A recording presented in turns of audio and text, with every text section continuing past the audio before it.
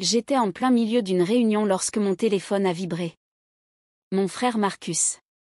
J'ai jeté un coup d'œil à l'écran et j'ai vu son message: nous avons vendu ton immeuble médiocre, pour le bien de notre famille. J'ai fixé ces mots pendant de longues 10 secondes. Immeuble médiocre. Pour le bien de notre famille. Je n'ai même pas pris la peine de répondre. Que dire? Marcus avait toujours été comme ça, prétentieux, avide, pensant savoir ce qui était le mieux pour tout le monde. Notre mère l'avait gâté pendant son enfance, et maintenant à 43 ans, il agissait encore comme si le monde lui devait quelque chose. Cet immeuble était à moi. Spécialement légué par notre grand-mère dans son testament. Elle m'avait regardé droit dans les yeux 2 mois avant de mourir et avait dit: Emma, celui-ci est à toi. Ne laisse personne y toucher.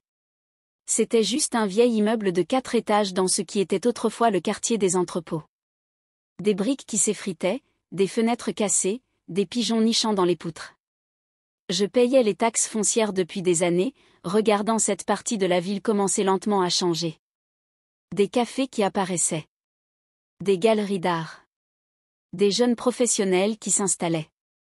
Mais Marcus? Lui, il voyait un immeuble moche.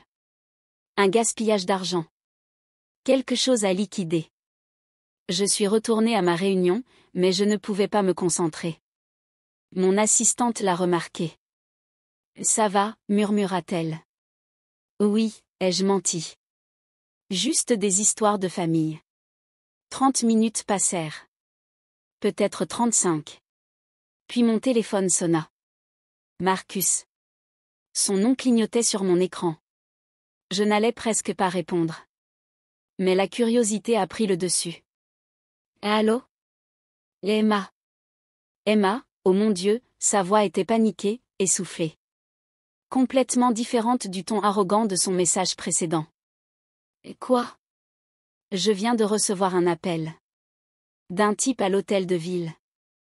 Il me demandait pourquoi j'avais vendu, il fit une pause, et je l'entendis avaler difficilement, pourquoi j'avais vendu la propriété la plus précieuse de la ville.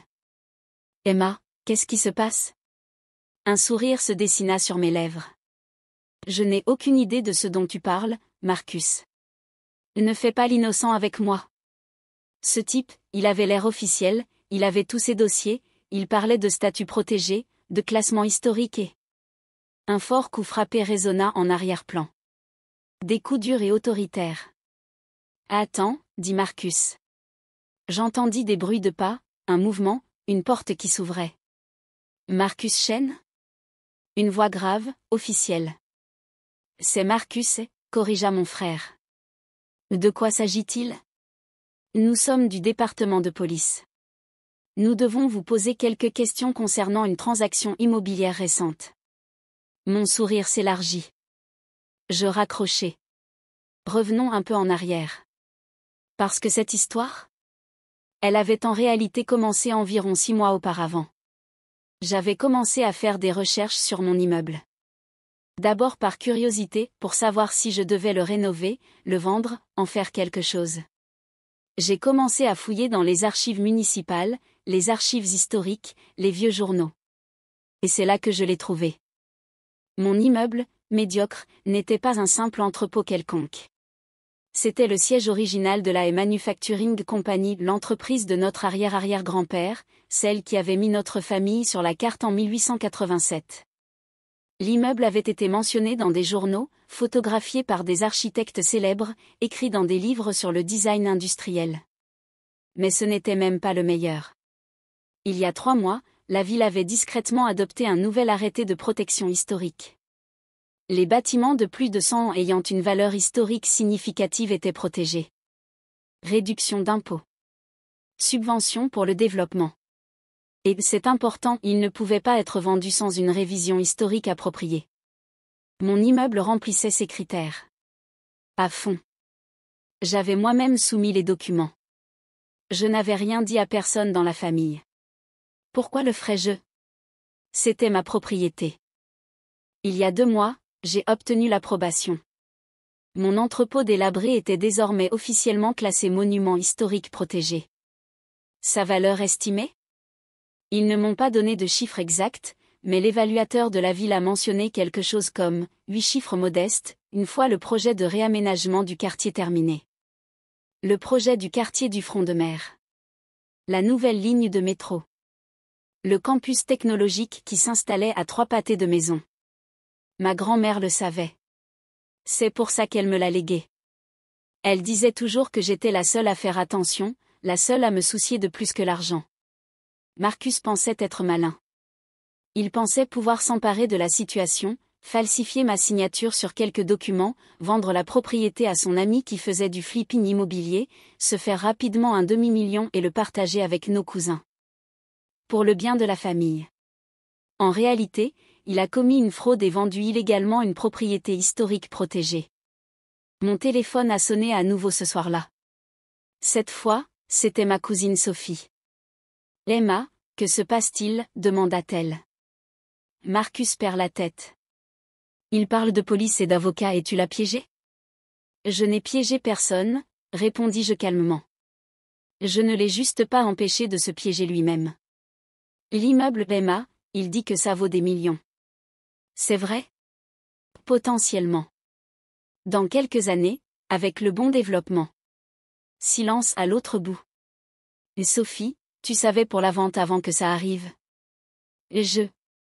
Marcus en a parlé. Il a dit que ce n'était qu'un vieil immeuble que tu n'utilisais jamais, que la famille avait vraiment besoin d'argent, que je ne remarquerais pas. Que je m'en ficherais. Encore du silence. Tu sais ce qui est drôle, continuai-je. Si Marcus m'avait juste demandé, s'il m'avait traité comme un être humain au lieu d'un obstacle, on aurait pu trouver un arrangement. J'aurais partagé les bénéfices. Mis en place une fiducie familiale. Quelque chose. Emma. Mais il n'a pas demandé. Il a juste pris. Comme il m'a pris toute ma vie. L'héritage de l'oncle Robert qui a fini, d'une manière ou d'une autre, sur son compte. La maison de famille à la plage qui devait être partagée mais dont il a changé les serrures. Les bijoux de maman disparus de son coffre après les funérailles. J'ai entendu Sophie retenir son souffle. Elle savait. Ils savaient tous. Donc oui, dis-je. Je n'ai pas répondu à son message. Je ne l'ai pas prévenu. Je l'ai juste laissé commettre plusieurs délits en plein jour avec une traçabilité écrite longue comme un bras. Les semaines suivantes furent chaotiques. Marcus a été arrêté. Pas immédiatement d'abord, il y a eu l'enquête, les avocats, les réunions de famille frénétiques auxquelles j'ai refusé de participer. L'acheteur s'est retiré une fois qu'il a réalisé ce qu'il avait acheté était en gros, radioactif. La transaction a été annulée. Mon frère a tout essayé. Il m'a appelé en pleurant. Il a envoyé notre mère pour me culpabiliser. Il a fait venir Sophie et notre cousin Derek à mon appartement pour me raisonner. C'est la famille, disait ma mère, les larmes coulant sur son visage. Comment peux-tu faire ça à ta famille ? Comment a-t-il pu faire ça à la famille ? Ai-je rétorqué. Il a falsifié ma signature, maman. Il a volé ma propriété. Il a commis une fraude. Et tu me demandes de réparer ça ? Elle n'avait aucune réponse. Le bureau du procureur s'est beaucoup intéressé à l'affaire. Il s'avère que Marcus avait déjà fait ce genre de choses auparavant, de petites choses, rien sur lesquelles quelqu'un avait porté plainte. Mais maintenant, ils avaient de la documentation. Des preuves. Et une victime très coopérative. Marcus a fini par plaider coupable de fraude et de falsification. Il a eu 2 ans de probation, des travaux d'intérêt général, et un casier judiciaire. Il a aussi dû payer des réparations, pas à moi, mais à l'État pour les frais de traitement et d'enquête. Notre mère ne m'a pas parlé pendant 3 mois. Sophie et Derek ont pris le parti de Marcus au début, jusqu'à ce que je leur montre la documentation de toutes les autres fois où il avait emprunté de l'argent à des membres de la famille. Les prêts qu'il n'avait jamais remboursés. Les investissements qui avaient mystérieusement disparu. Puis Derek s'est tué et a dit, il m'a dit que l'argent était parti. Il a dit que l'entreprise avait échoué. L'entreprise qu'il prétend avoir n'existe pas, ai-je dit. J'ai vérifié. 1 an plus tard, je me tenais devant mon immeuble avec un architecte et un entrepreneur. La subvention pour la préservation historique est arrivée. Tout comme les incitations fiscales. Et un investisseur privé spécialisé dans les projets de réutilisation adaptative a entendu parler de la propriété et m'a fait une offre que je ne pouvais pas refuser, pas pour l'acheter, mais pour participer au développement. Nous le transformions en espace à usage mixte. Commerce au rez-de-chaussée, bureau créatif au milieu, appartement de luxe au sommet. La façade en briques originales serait restaurée. Le logo de la Manufacturing Company, celui de mon arrière-arrière-grand-père, serait préservé et illuminé la nuit. Ta grand-mère serait fière, dit l'architecte. Oui, souris-je. Elle le serait. Le projet était évalué à environ 42 millions de dollars. Ma part ? 60%. J'ai mis en place une fiducie pour mes futurs enfants. J'ai fait des dons à quelques associations que grand-mère aimait. J'ai remboursé ma maison. Et je me suis acheté un bel appartement avec vue sur l'eau. Marcus a essayé de m'appeler le mois dernier. J'ai vu son nom sur mon téléphone et je l'ai regardé longuement avant de refuser l'appel. Sophie a appelé juste après. Il veut s'excuser, dit-elle. D'accord. Tu vas lui parler ? Non. Emma. Et Sophie, il ne voulait pas s'excuser quand il pensait que je n'avais rien. Il veut s'excuser maintenant parce qu'il sait ce qu'il s'est coûté. Ce n'est pas un vrai remords.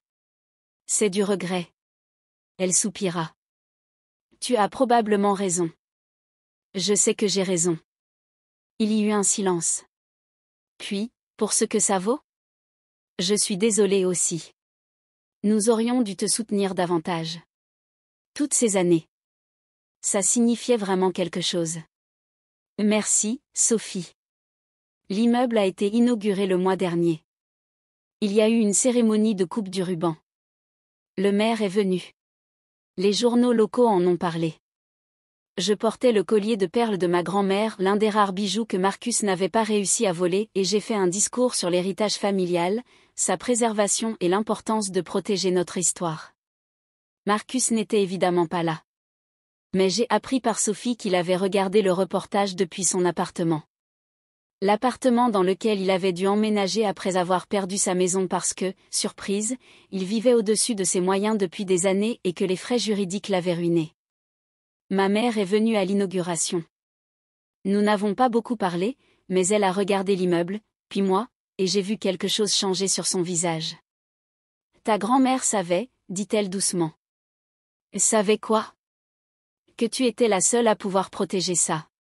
Protéger le véritable héritage de la famille. Elle me toucha le bras. Je suis désolée de ne pas l'avoir vu plus tôt. Ce n'était pas tout. Mais c'était déjà quelque chose. Parfois, les gens me demandent si je me sens mal pour ce qui est arrivé à Marcus. Si j'aurais voulu agir différemment. La réponse honnête ? Non. Je n'ai pas envoyé la police chez lui. Je ne l'ai pas forcé à commettre une fraude. Je ne l'ai pas fait passer des décennies à me traiter comme si j'étais inférieure, comme si j'étais quelqu'un à utiliser et jeter. Je me suis juste arrêtée de le protéger des conséquences de ses propres actes. Et ce bâtiment médiocre, qu'il a vendu, pour le bien de notre famille ? Il génère aujourd'hui environ 3 millions de dollars de revenus par an. J'ai créé une petite fiducie pour mes neveux et nièces, pas pour leurs parents, juste pour les enfants. Ils y auront accès à 25 ans, à condition d'avoir obtenu leur diplôme universitaire et de ne pas avoir suivi les traces de leur père. L'immeuble a maintenant une plaque, juste à côté de l'entrée principale. Il est écrit « A Building ». 1887, restauré 2025. Pour le bien de la famille. Chaque fois que je passe devant, je souris. Grand-mère aurait adoré ça.